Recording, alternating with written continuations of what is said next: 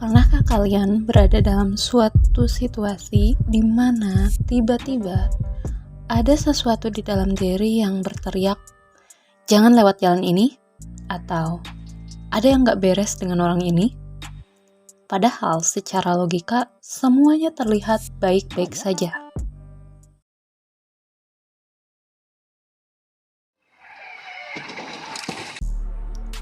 Pada tahun 80-an, seorang komandan pemadam kebakaran memimpin timnya masuk ke dalam dapur sebuah rumah yang terbakar. Semuanya terlihat seperti kebakaran biasa. Tapi tiba-tiba, dia merasakan sesuatu yang aneh. Tanpa alasan yang jelas, dia meminta timnya untuk segera keluar. Hanya beberapa detik setelah mereka melompat keluar, lantai dapur itu runtuh ke dalam kobaran api di bawahnya. Jika mereka terlambat 1 detik aja, mereka udah habis. Saat ditanya kenapa dia nyuruh timnya keluar, sang komandan menjawab, "Indra keenam." Selama berabad-abad, kita menyebut fenomena ini sebagai intuisi. Banyak yang percaya ini adalah kemampuan mistis, bisikan gaib, atau bahkan indra keenam yang hanya dimiliki orang terpilih. Tapi, benarkah demikian? Bagaimana jika apa yang kita sebut suara hati sebenarnya bukanlah sihir sama sekali, melainkan sebuah perhitungan matematika super canggih yang dilakukan otak tanpa disadari? Hari ini, kita akan membedah anatomi dari sebuah firasat. Kita akan melihat bagaimana otak bekerja seperti Google Search versi biologis, memindai ribuan pola dalam hitungan milidetik, dan mengapa terkadang intuisi justru bisa menjadi jebakan yang mematikan. Mari kita cari tahu jawabannya.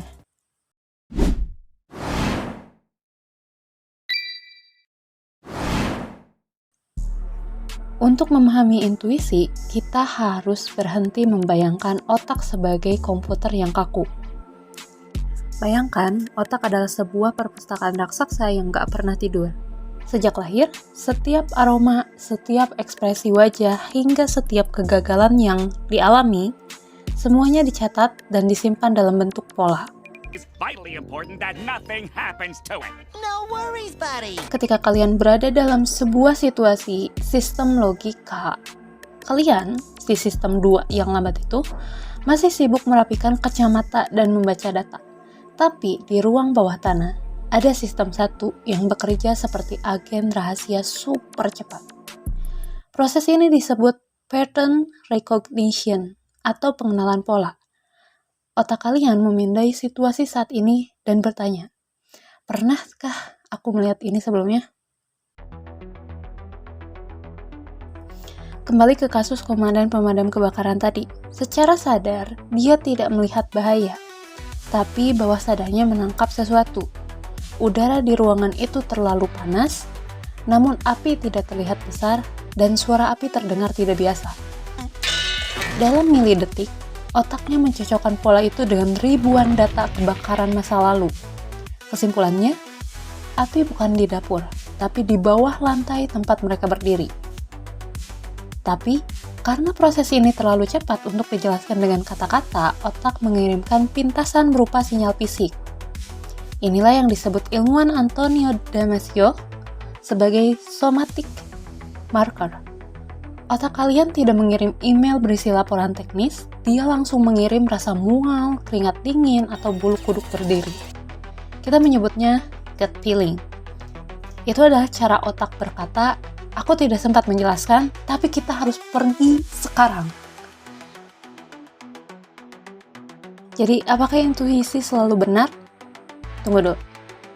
Ada satu syarat mutlak agar mesin pola ini akurat, yaitu data yang valid. Seorang pilot senior punya intuisi yang menyelamatkan nyawa karena perpustakaannya penuh dengan data penerbangan ribuan jam. Tapi jika kalian baru sehari belajar saham dan ngerasa punya firasat harga akan naik, itu bukan intuisi. Itu namanya keinginan yang terpendam. Tanpa pengalaman, intuisi hanyalah jebakan yang berbahaya. Itulah mengapa para ahli seringkali terlihat seperti bisa meramal masa depan. Padahal mereka hanya melihat pola yang orang awam lewatkan.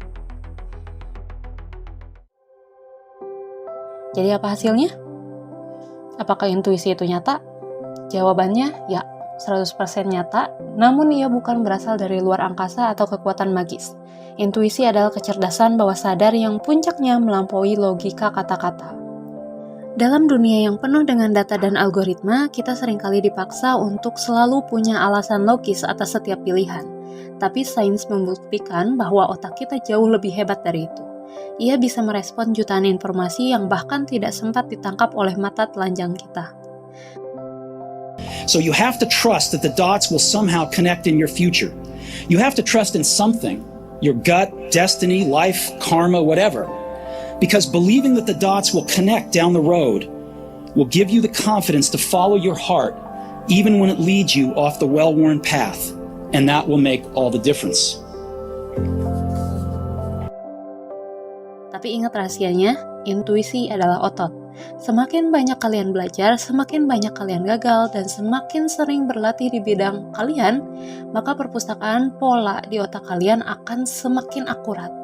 Jangan percayai intuisi dalam hal yang baru kalian pelajari kemarin, tapi percayalah ia dalam hal yang sudah kalian perjuangkan selama bertahun-tahun.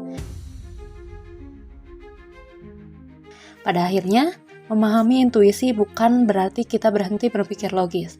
Justru sebaliknya, ini adalah tentang menghargai warisan evolusi ribuan tahun yang tersimpan di dalam tempurung kepala kita, bahwa terkadang cara terbaik untuk memahami dunia bukanlah dengan melihatnya, tapi dengan merasakannya. Pernahkah intuisi menyelamatkan kalian dari kesalahan besar, atau justru membawa kalian pada keberuntungan yang tak terduga? Tulis cerita kalian di kolom komentar, aku pengen tahu pola apa yang sudah otak kalian kenali. Sekian pembahasan kali ini, jangan lupa like and share kalau video ini bermanfaat, isi kolom komentar jika ada hal yang ingin disampaikan, subscribe juga channel YouTube ini untuk konten menarik lainnya. Terima kasih, assalamualaikum warahmatullahi wabarakatuh, dan bye-bye.